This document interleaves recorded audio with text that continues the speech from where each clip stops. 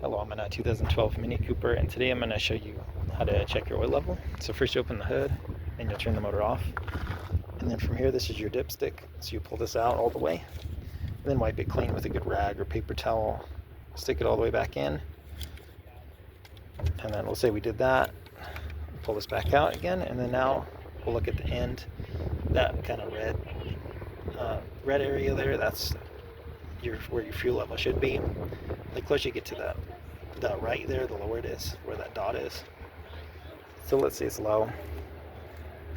We'll stick this all the way back in. A little hard to do with one hand. All right, back all the way. While the motor's still off, we'll just unscrew this cap. And then make sure you're using the right oil recommendation, and ideally the same synthetic, conventional, and brand you've been using. Best not to mix and match if you can help it. But with this unscrewed, with a funnel or straight from your quart jug, we'll just fill as needed. Try not to overfill. But add some oil, screw this back on, and then I'd start the motor for like 10-20 seconds to circulate the new oil. At which point then I'd turn the car off again, and then do the same process again where we pull this dipstick out, wipe it clean, stick it back in, and then pull it back out to see where the new oil level is, see if we're close to full or not.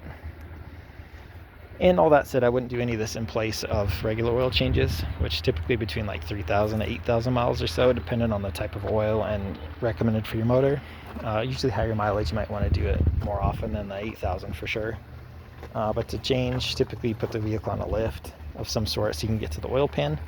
You'll unscrew the plug, drain all the old oil out, replace any filters as needed, screw the plug back in, and then up here top off the motor again with the recommended level of oil for your particular motor.